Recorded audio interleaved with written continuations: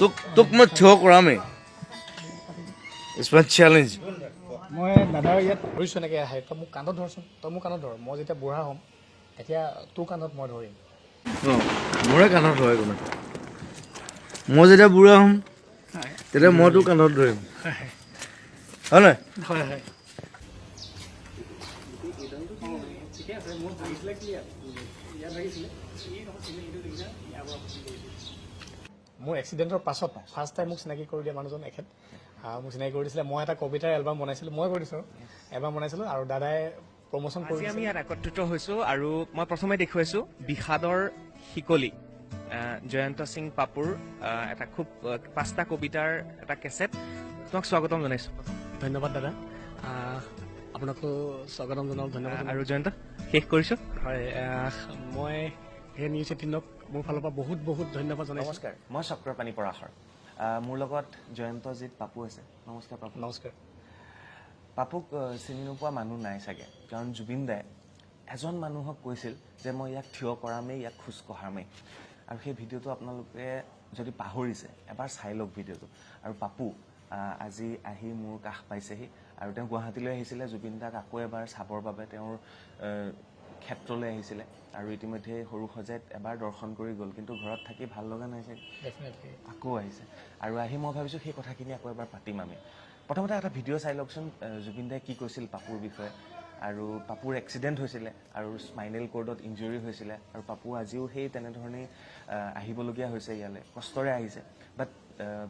এটা সময় আছিল পাপুৱে থিয় হ'ব পৰা নাছিল আজি পাপুৱে অন্ততঃ খোজকাঢ়ি কাঢ়ি আহিব পাৰিছে আৰু সেইখিনি কাম জুবিন দাৰ সাহসৰ বাবে হৈছে বুলি মই ক'ব লাগিব মই যেতিয়া বুঢ়া হ'ম তেতিয়াতো সি হেল্প কৰিব দাদা বুঢ়া হৈছে 70 বছৰ হৈছে ভাল মানে আপুনি বহুত ভাল আপুনি জিন্দগী ভৰ বাচি থাকক মোৰ আশীৰ্বাদ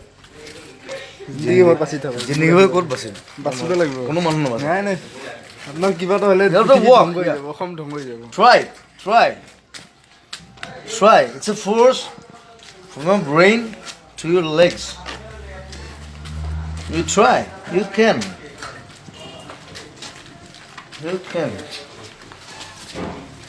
You can. Try it. I'm there. এই যে সাহসটো জুবিন দাৰ মই ইয়াক থিয় কৰামেই মই ইয়াক খোজ কঢ়ামেই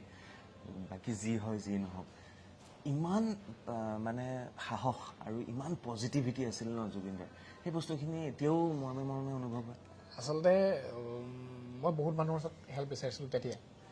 কিন্তু জুবিন দা এনেকুৱা আছিলে তেওঁ আগতে মই বহুতবাৰ লগ পাইছিলোঁ যেতিয়া মই ঠিক আছিলোঁ যেতিয়া মই থিয়েটাৰত আছিলোঁ কিবা কৰি আছিলোঁ তেতিয়া লগ পাইছোঁ তেতিয়া ধৰক মানে লগ পাইছোঁ তেওঁক যিটো ভাল পাওঁ সেই ভাল পাওঁ আৰু যেতিয়া মোৰ ইমান ডাঙৰ এটা প্ৰব্লেম হৈ গ'ল মই সহায় বিচাৰি জুবিন দাক বহুতবাৰ মই ট্ৰাই কৰিবলৈ চালোঁ কিন্তু জুবিন দাৰ আশে পাশে যিসকল থাকে মই এইখিনিতে কৈ দিছোঁ আৰু ডাইৰেক্ট আশে পাশে থাকিলে জুবিন গাৰ্গ হ'ব নোৱাৰে তাৰমানে আৰু আটাইতকৈ ডাঙৰ কথা জুবিন গাৰ্গৰ সন্মুখত বহুত কথা কয় সন্মুখত ডাইৰেক্ট কয় বহুত কথা 5 মুহূৰ্ততে মানে চব ফটোগ্ৰাফ ফেন এইটো মোৰ লগতে প্ৰমাণ পাইছিলে জুবিন দাক এবাৰ একদম তেওঁ ব্যস্ত আছে একদম জাষ্ট 10 মিনিটমান মোক টাইম এটা দিছে একদম লগে লগ যাব লাগে 10 মিনিটটো টাইম দিবলৈ নিদিয়ে বাকী কেইজনে মানে তেওঁ মোক দেখি আকৌ ঘূৰি আহিছে মোৰ লগত কথা পাতিলে তই মোৰ তাত যাবি তোক কথা পাতি এনেকৈ ক'লে তাৰপৰা ইয়াৰ পৰা কিবা এনেকৈ তই কণ্টেক্ট এনেকৈ লৈ ল'লে এনেকৈ ক'লে সেই মানুহজনক মই বিচাৰি আৰু নাপালোঁ আৰু ফেচবুকত ৰিকুৱেষ্ট এটা পঠালোঁ লগে মোক ব্লক কৰি দিলে লগালগ ব্লক কৰি দিলে বেয়া লাগিলে সেইটো তাৰপিছত থাকিলোঁ অৰবিন্দ মই ভাবিলোঁ নাই মই এতিয়া বিশেষকৈ ঘূৰি ফুৰিব নোৱাৰোঁ মানে দাদা ক'ত আছে বা নাই কণ্টেক্ট নাই গতিকে ঘূৰি ফুৰিব নোৱাৰোঁ তেতিয়ালৈকে দাদাৰ নাম্বাৰটো মোৰ লগত নাই তাৰপিছত মই এদিনা খাৰঘুলিলৈ গ'লোঁ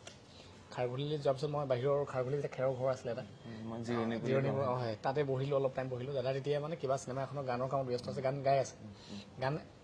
এটা লাইন গাই ওলাই আহে মাজলৈ অকণমান সেই ওলাই আহে আকৌ মানুহ ধেৰ আছে মানুহবোৰক মাত দিয়ে আকৌ ভিতৰলৈ সোমাই আণ্ডাৰৱৰ্ল্ড আছিলে হয় তাৰপিছত বহি আছোঁ তাতে দাদাৰ আহে আকৌ যায় মই মানে কি মাত দিছে কিছুমানে ফটো মাৰিছে গুচি গৈছে মই যিহেতু দাদাৰ লগত অকণমান কথা পাতিবলৈ আহিছোঁ গতিকে মই নাই মই তাতে মানে বহি আছোঁ আৰু তাৰপৰা লাষ্ট টাইমত মই আছোঁ তেতিয়া মোৰ লগত আৰু অলপমান মানুহ আছে তেতিয়া আহিলে তই কি হ'ল যোৱাই নাযায় এতিয়ালৈকে বহি আছোঁ এনেকৈ কৈছে মানে দাদা এনেকুৱা কথা তেতিয়া মানে যেতিয়া দেখি দিছে যে মই ৱাকাৰটো লৈ আহিছোঁ 2-3টা মানুহ যেনে তেনে ধৰি মেলি আহিছোঁ তেতিয়া দাদাই আচৰিত হ'ল মানে মানুহখিনি পঠালে তাৰপিছত মোৰ লগত বহি ভালকৈ কথা পাতিলোঁ তাৰপৰা কথা পাতি তাৰ আগত তেওঁ বহুত কথা ক'লে, সেইখিনি মোৰ লগত ভিডিঅ' চিডিঅ' নাছিলে। আচলতে ভিডিঅ'টো সেইটো মানুহক হয়। তাৰপিছত মানে যেতিয়া মই আহিলোঁ, তাৰপিছত দাদাই ক'লে যে ব'ল তই মোৰ ষ্টুডিঅ'লৈ ব'ল, ভিতৰলৈ ব'ল। তাৰ মোক ধৰিলে। সেই কথাকেইটা মানে কি ক'ম, তেওঁ মোক মানে আচৰিত, মানে মই ইমান এক্সপেক্ট কৰা নাছিলোঁ তেওঁৰ পৰা। মই ভাবিছোঁ তেওঁ যদি মোক হেল্প কৰে মই এটলিষ্ট মই ট্ৰিটমেণ্ট ল'ব পাৰিম। মই ট্ৰিটমেণ্ট ল'ব পৰা নাছিলোঁ। আৰু মোৰ স্পাইনেল কৰ্ড ইঞ্জুৰিটো ট্ৰিটমেণ্টটো হয়তো সকলোৱে জানে যে ট্ৰিটমেণ্ট বেলেগ নাথাকে, মানে থেৰাপি ল'ব লাগিব, তাৰ বাহিৰেতো কোনো মানে ট্ৰিটমেণ্ট নাই মানে। তাৰপিছত তেখেতে মোক তাৰ পৰা মোক ভিতৰলৈ লৈ গ'ল। তেতিয়া তেওঁ মানে কিছুমান কথা কৈ গৈছে। আচলতে তেওঁ মোক কৈছে যে তই কি, মই মানে ধৰিছোঁ এনেকৈ আহে, তই মোক কান্ধত ধৰচোন, তই মোক কান্ধত ধৰ, মই যেতিয়া বুঢ়া হ'ম এতিয়া তোৰ কান্ধত মই ধৰিম।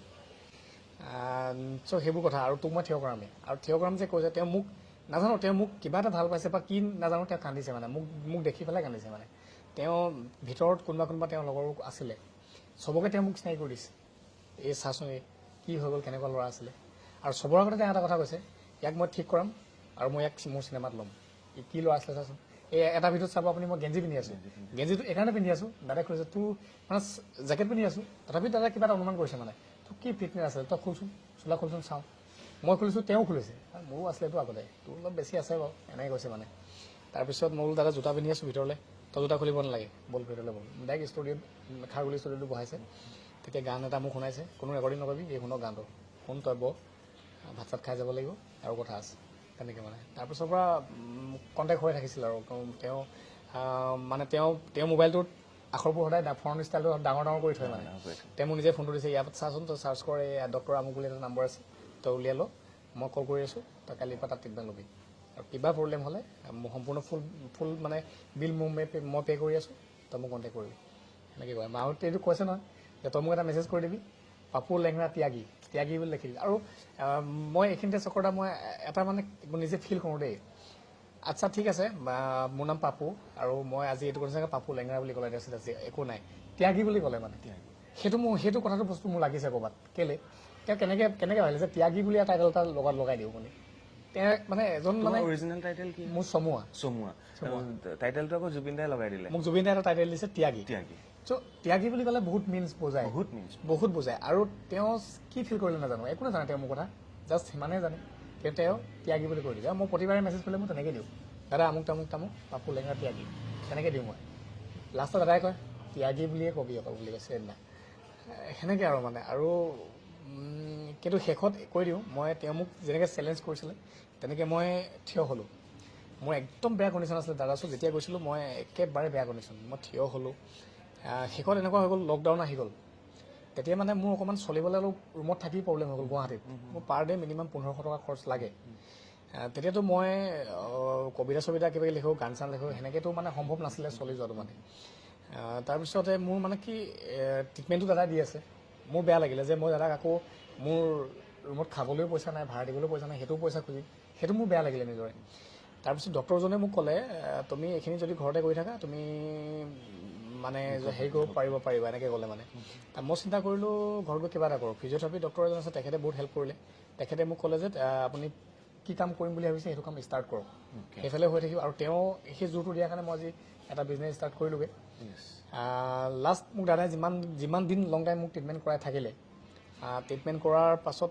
মই গৈ পেলাই এটলিষ্ট মই কাম এটা কৰিব পৰা হ'লোঁ মানে। আজি আপুনি দেখিছে মই আহিছোঁ নাইট ছুপাৰত অকলে আহিছোঁ মাছখোৱাৰ পৰা, সেইদিনাখনিও আহিছিলোঁ। আৰু সেইদিনাখনিতো মোক গেটৰ পৰা যাবই দিয়া নাছিলে, সৰু সজাইত মোক যাব দিয়া নাছিলে। অৱশ্যে ময়ো অনুমান কৰা নাছিলোঁ যে ইমান মানুহ হ'ব। গম পাইছোঁ যে মানুহ হ'ব, যেতিয়া গেটখনৰ ওচৰত ৰখি আছোঁ দেখিছোঁ যে লাইন পাতি আছে, মানুহ আহি আছে, লাইন পাতি আছে। মই লাষ্টত গ'লোঁ, গৈ পেলাই লাইন পতাৰ পিছত 10 মিনিটমান পাছত ঘূৰি চাইছোঁ, নেদেখি মানে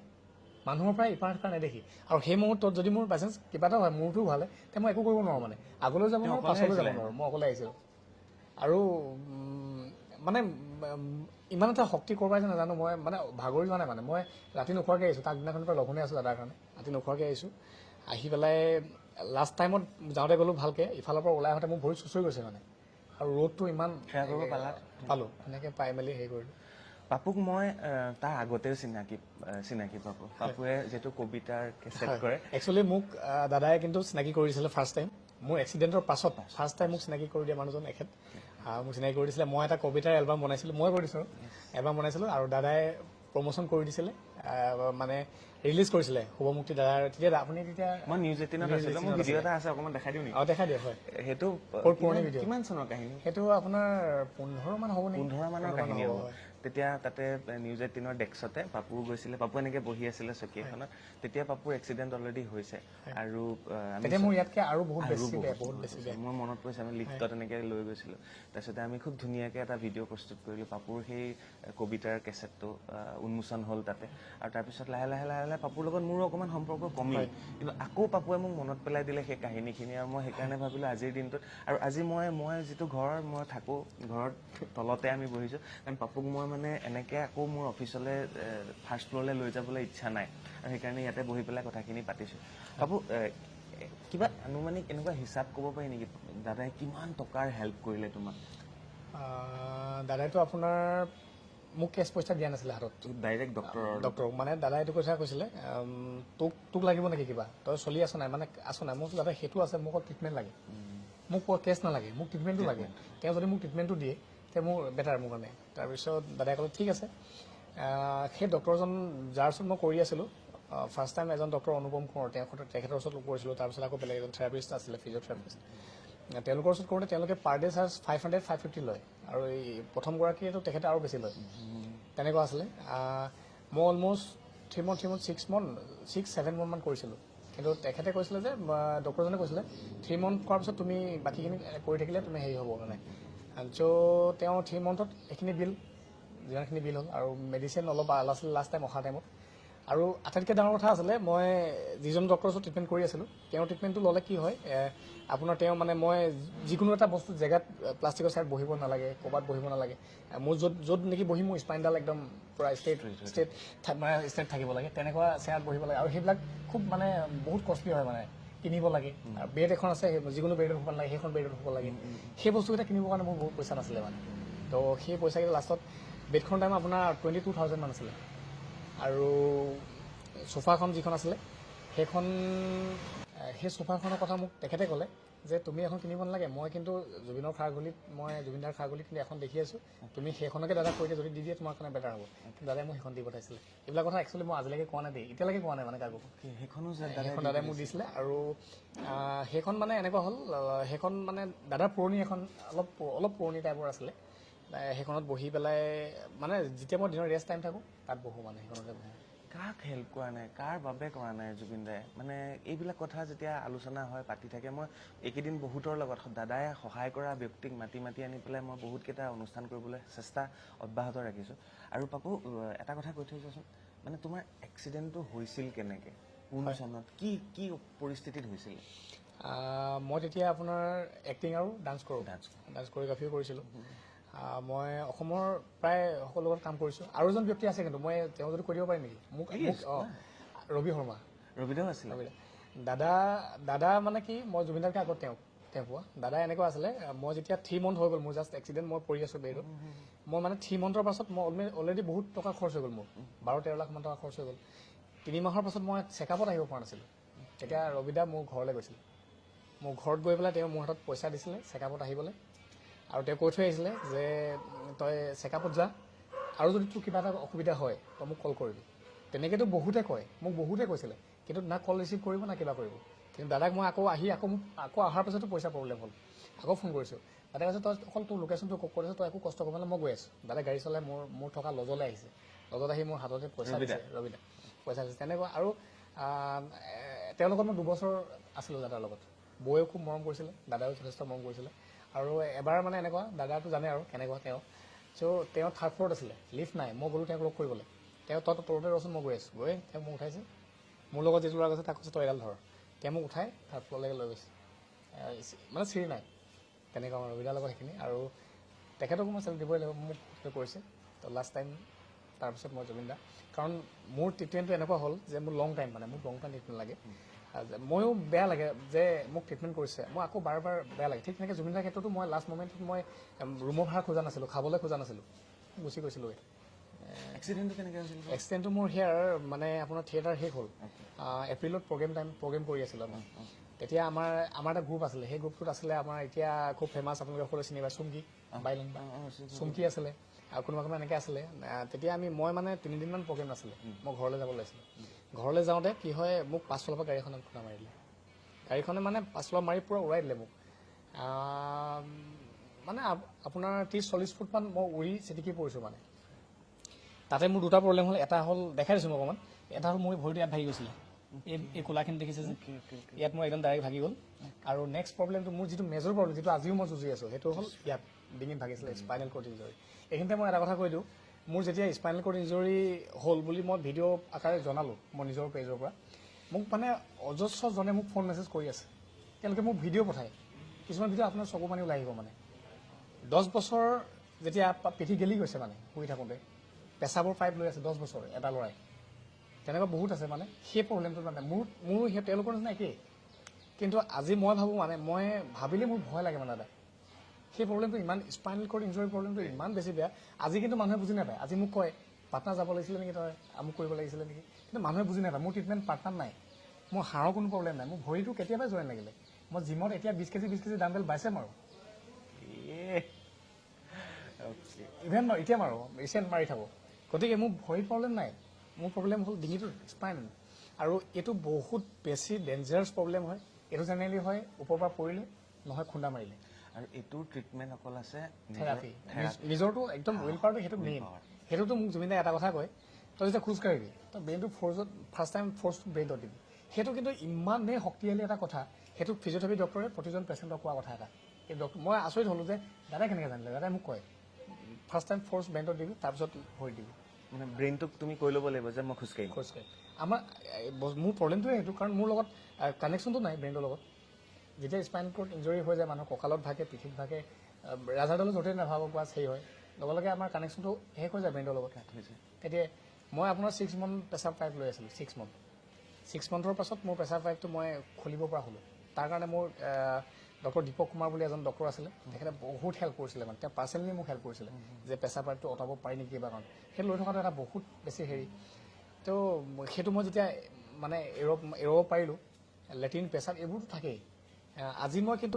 মোৰ নৰ্মেল মানে, বহুত নৰ্মেল, একদম মই ধুনীয়াকৈ দেখিছে আপুনি। আৰু মোৰ এনেকৈ থাকিলে কোনো গমেই নাপায় যে মই এনেকুৱা হৈছে বুলি। গতিকে মই এই ভিডিঅ'টোৰ যোগেৰে মই সেইসকলক, যিসকলে আজিও বেডত পৰি আছে, যিসকলে 10 বছৰ, 5 বছৰ, 9 বছৰ বিচনাত পৰি আছে, তোমালোকৰ এটা কথাই কওঁ, মনত উইল পাৱাৰটো ৰাখিবা, নিজৰ ইচ্ছা শক্তি থাকিলে তোমালোকক কোনে ৰখাব নোৱাৰে। ভাগি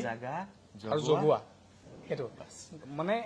কেতিয়াও হাৰি নাযাবা মানে। মোৰ এনেকুৱা, মোৰ বহুত লাইফত কিবা কিবি পাৰ হৈ গৈছে, বাট মই হাৰি যোৱা নাই। মানুহে মোক এটা কাৰণে চেলুট দিয়ে, বহুতে মোক উদাহৰণ হিচাপে লয়, নাজানো সেইটো কি কাৰণে, কিন্তু মই কি কৰিব পাৰিছোঁ, কিন্তু মই কৰি যাম। মই আৰু কিবা কৰিবলৈ বিচাৰোঁ। আৰু বৰ্তমানৰ সময়তো মই জুবিন দাৰ আদৰ্শৰে অনুপ্ৰাণিত মই এজন ল'ৰা হয়, মই কৰি যাম। আৰু আজি আহিছোঁ মানে এটা কেৱল জুবিন দাৰ ন্যায়ৰ কাৰণে। মইতো চাই গ'লোহি, মই আজি নাহিব পাৰিলোঁহেঁতেন ইমান কষ্ট কৰি। গম পাই আছোঁ যে চৰকাৰে যিটো দীঘলীয়া প্ৰচেছ কৰে, আজি এমাহ হৈ গ'ল ন, আজি এমাহ হৈ গ'ল, এমাহৰ পাছতো জুবিন দাক কিয় ন্যায় দিব পৰা নাই মানে। মোৰ ভয় লাগিছে মানে, এনেকুৱা ভয় লাগিছে দাদা, হাৰি যাব নেকি কোনোবা, হাৰি যাব নেকি, চৰকাৰখনে এনেকুৱা কৰি আছে নেকি যে মানে তেওঁ ঢিলাই দি আছে, দি পেলাই শেষত গৈ পেলাই মানে লাহে লাহে বেক কৰি মানুহে সেনেকুৱা কৰিব নেকি। কিন্তু সেইটো মানুহে নাপাহৰে সেইটো। চ' সেইটো এতিয়া ন্যায় বুলি আমি জাষ্টিছ ফৰ জুবিন গাৰ্গ চিঞৰি আছোঁ, কিন্তু ন্যায়টোতো চৰকাৰে দিব, আপুনি মইতো দিব বা মই দিব নোৱাৰোঁ, যিয়ে নকৰোঁ কিয়, দিব লাগিব চৰকাৰে। গতিকে সেই ক্ষেত্ৰত মানে এটা কথাই কৈছোঁ বাৰে পলিটিক্স নকৰিব, ৰাজনৈতিক মেৰপাক আমি একদম বুজি নাপাওঁ। আমি সাধাৰণ মানুহ, আমাৰ আৱেগক বুজিবলৈ চেষ্টা কৰক। মই চৰকাৰলৈ অনুৰোধ জনাইছোঁ, আমাৰ সাধাৰণ মানুহ আৱেগ চাওক, মাত্ৰ 2-3 দিনত 2 million hashtag justice for Zubeen Garg. আজি টাৰ্গেট কৰি আছোঁ আমি চবে 3 মিলিয়ন। এই ভিডিঅ'টো যে দিছোঁ, এই ভিডিঅ'টোৰ তলত কমেণ্ট কৰিব। কিমান টাৰ্গেট দিবা? আমাৰ 3 লাখ হৈ লওক, 3 কোটি হৈ লওক। এতিয়া চাওক, যেতিয়া 2 কোটি মানুহে যেতিয়া অলৰেডি, বাকী মানুহো দি আছে আৰু বাঢ়ি গৈ আছে, তেতিয়াহ'লে চব মানুহে যদি এটা সময়ত যদি ৰাস্তালৈ ওলাই আহিবলগীয়া হয়, তেতিয়া কিন্তু বৰ বেলেগ ভয়ংকৰ এটা পৰিস্থিতি হ'ব। আৰু এইটো বেলেগ নহ'লেও মই ক'ম যে ভগৱানৰ পুনৰ অৱতাৰ আমাৰ দাদা আছিলে জুবিন গাৰ্গ, আৰু তেওঁ ঈশ্বৰৰ সন্তান আছিলে। তেওঁ অৱতাৰী পুৰুষ বুলি মই কওঁ মানে, সেইকাৰণে তেওঁক অৱতাৰী পুৰুষ বুলি কওঁ। ঠিক আছে, মোক সহায় কৰিলে বাৰু মই ভগৱান বুলি মানিছোঁ, আপুনি মানিছে, কিন্তু অসমৰ গোটেই জনসাধাৰণে কেলৈ মানিছে ভগৱান বুলি, তেনেহ'লে কিবা এটাতো থাকিব লাগে। সেইকাৰণে চবেই আমি যে কৈ আছোঁ তেওঁ ঈশ্বৰৰ সন্তান, তোমাৰ লগত এইটো হৈছে, তুমি মইনো কোন আচলতে মোক এটা কথা কোৱা কি দৰকাৰ জুবিন গাৰ্গৰ আমাক সহায় কৰিবলৈ মোক যেতিয়া চাকু মাৰিছে জুবিন দা গৈ মোৰ হস্পিটেলৰ ৰুমৰ ভিতৰত বহি আছে মোক সুধিছে তোক কিবা সহায় লাগিলে মোক কবি মই কোন তুমি কোন জুবিন গাৰ্গৰ কাৰণে এইটো জুবিন গাৰ্গৰ কাৰণে আমি মানুহ আছিলোঁ আৰু আমি মানুহ হৈ থাকিলোঁ আৰু সেইকাৰণে আমি জুবিন গাৰ্গৰ বাবে আমি আজি এই মুহূৰ্ততো আমি ন্যায় বিচাৰি আছোঁ বিচাৰি থাকিম আৰু জুবিন গাৰ্গৰ বাবে যি পাৰিছোঁ সেইখিনিয়ে কৰিবলৈ চেষ্টা কৰিছোঁ আৰু মোক বহুতে কৈ আছে মই এটা মানুহৰ কিয় ইণ্টাৰভিউ ল'লোঁ মই আকৌ এবাৰ আপোনালোকক কৈ থওঁ কিন্তু সেইদিনা যদি সেই মানুহটোৰ যিটো আজি জেলত আছে শেখৰ গোস্বামী বোলা মানুহটোক যদি মই বিচাৰি আনি পেলাই তাৰ ইণ্টাৰভিউটো নল'লোহেঁতেন অসমৰ ৰাইজে গমেই নাপালেহেঁতেন পুলিচে গমেই নাপালেহেঁতেন বেলেগ মিডিয়া হাউচে গমেই নাপালেহেঁতেন সি যে নিজৰ ঘৰত সোমাই আছে নাই এইখিনিতে মই ভাবোঁ দেই আপুনি সেইদিনাখনি ইণ্টাৰভিউ মোৰ পইণ্ট অফ ভিউ মতে আপুনি যে সেইদিনাখনি ইণ্টাৰভিউটো ল'লে ন ৰাতি মই 12:30 বজাত ল'লে